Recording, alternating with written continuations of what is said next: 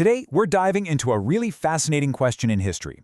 How does a government, on the very brink of collapse, manage to not only survive, but build an incredibly durable regime? We're talking about the story of the GMD in Taiwan, a classic case of using both a carrot and a stick to secure power. So let's just start with this question. I want you to really put yourself in their shoes. It's 1949. You've just lost a massive, brutal civil war. You've retreated to an island. Your forces are shattered. How on earth do you build a stable state from the absolute ashes of defeat? This was the exact desperate dilemma facing Chiang Kai-shek and the GMD. So, a quick recap. In 1949, after losing the Chinese Civil War to Mao Zedong's communists, Chiang Kai-shek's government, the GMD or Kuomintang, fled to Taiwan. For them, the island was everything. It was their last stand, their unsinkable aircraft carrier, as they saw it, from which they dreamed of one day retaking the mainland. But first, they had to actually control Taiwan itself, and that was not a given. Not at all. I mean, you really can't overstate how desperate their situation was. They were a government in exile, now trying to rule over a local population that was, let's just say, very skeptical of these new arrivals from the mainland. To survive, they had to consolidate power, and they had to do it fast.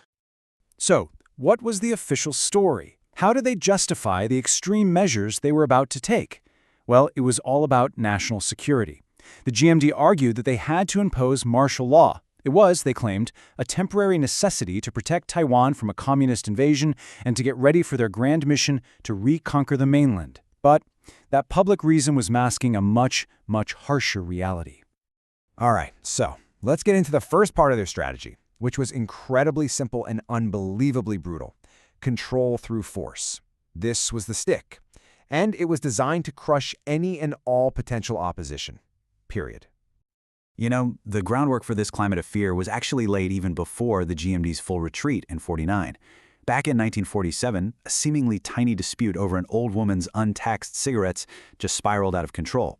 The next day, when GMD forces fired on protesters, it lit a fuse of resentment that had been simmering all across the island. The GMD's response wasn't to talk, it was to use overwhelming force. They sent troops from the mainland to utterly crush the uprising in what became known as the 228 incident. That 228 incident, it was really just a prelude. It was the spark for a much longer, far more systematic campaign of repression. This era, which lasted for an incredible 38 years, is known as the White Terror. It was a time when the GMD government used the full, terrifying power of the state to eliminate anyone it even perceived as a threat. And the sheer scale of the White Terror, it's just staggering. The GMD government is estimated to have imprisoned around 140,000 Taiwanese people. And we're not just talking about active rebels here. They were targeting intellectuals, local leaders, anyone even suspected of communist sympathies, or really just wanting an independent Taiwan. And for thousands of those people, prison wasn't the end of it. It's estimated that somewhere between 3,000 and 4,000 alleged opponents of the regime were executed. So you have to understand, this was a systematic effort to basically decapitate any potential leadership that could challenge the GMD's authority. So how'd they pull it off? Well, they built the entire machine of a one-party state. You had secret police with the power to arrest anyone. For anything, really, especially criticizing the government. All other political parties? Banned.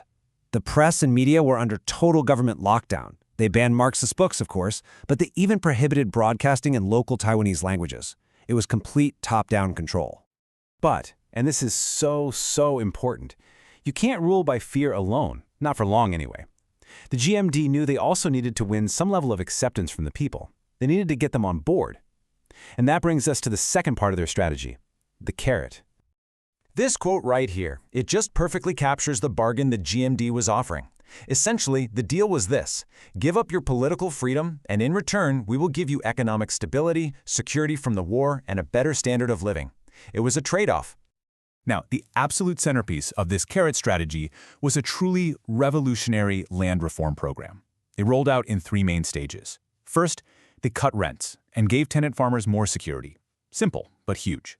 Then, the GMD sold off massive amounts of public land, a lot of which had been owned by the old Japanese colonial government, and they sold it directly to the farmers. We're talking almost 140,000 new landowners created just like that. And finally, they basically forced big landlords to sell their extra land to the government, which then turned around and sold it to the tenant farmers who were actually working it. And the result of this? It was absolutely transformative. I mean, look at this.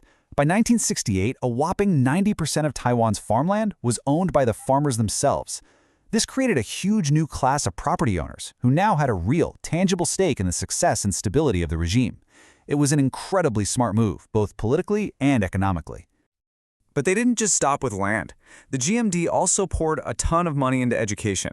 Over a third of district budgets went to schools, and that investment paid off, big time. By 1967, the literacy rate in Taiwan had skyrocketed to over 97%. This wasn't just about improving lives. It was about creating the skilled workforce they would need for the economic boom that was just around the corner. So when you put all of this together, the stick on one hand, the carrot on the other, you start to see a picture that is way more complex than just a simple military dictatorship. It's a story of two powerful and really contradictory forces working at the exact same time. And this is really what it all boils down to, this dual strategy. On one side, you have the stick, the secret police, martial law, zero political opposition, total fear. And on the other side, you have the carrot, owning your own land, a stable economy, a great education for your kids, and the promise of security. One created fear, the other created a reason to be loyal. And this is the crucial takeaway from all of this. The GMD's long-lasting grip on Taiwan wasn't just about terror, and it wasn't just about economic progress. It was the masterful and often brutal combination of both. They created a system where, for a lot of people, the benefits of stability and prosperity seemed to outweigh the terrible costs of repression. Which leaves us with a really profound and kind of uncomfortable final question. There's no doubt the GMD delivered decades of peace and prosperity that built the foundation for the modern Taiwan we see today. But they did it at an immense human cost. And it forces us to ask, is stability ever worth the price of freedom? It's something to think about. Thanks for joining me.